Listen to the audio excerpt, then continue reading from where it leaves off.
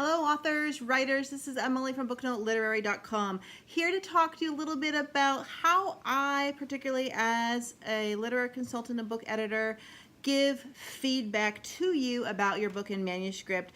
Every writer dreads and loves having someone review their manuscript. It's generally something that, oh gosh, here it is, take it, and then you're kind of going like this, and you're also going like this. It's like you want to share it, you want to talk about it, you're so proud of it, you've put so much time into it. I can relate. I've been writing novels for almost 8 years now. And at the same time, when the feedback starts coming in, you have all these high hopes about all the wonderful things you see and believe from your creation experience about your piece of art, your work. Yet then the reality sort of trickles in that, ooh, we might have missed this, we might have missed that, you might want to work on this a little bit, and oh no, this is just not going to happen.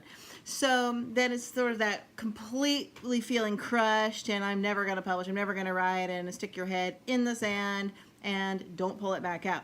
So really, as an author myself and as a college instructor, I have particularly been trained with online teaching methodologies, which includes one particular area that I excel at, which is giving feedback. And so I follow a particular education sort of methodology, a pedagogy type of a formula that I've been using for years. You've probably never heard of it, so me telling you doesn't have a lot of purpose. But it's called the RISE Model for Meaningful or Informative Feedback by Emily Ray. And it was developed by Miss Ray as sort of a tool to further improve growth in the learning field. It stems from sort of levels from Bloom's taxonomy, very complicated, but the bottom line is the RISE, capital R-I-S-E. So R stands for reflect, I stands for inquire, S stands for suggest, and E stands for elevate.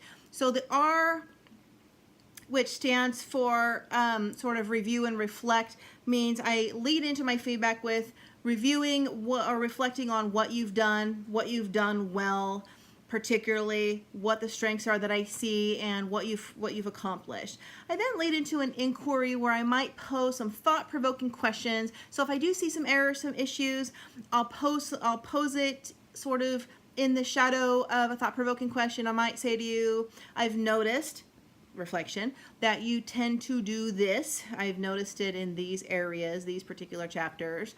I'm wondering if you've considered what it might be like or how it might contribute to your story if you changed it and did it this way. And then I might tell you why that I'm asking you about that. So it gets you sort of thinking, which increases the level of your own learning about your writing.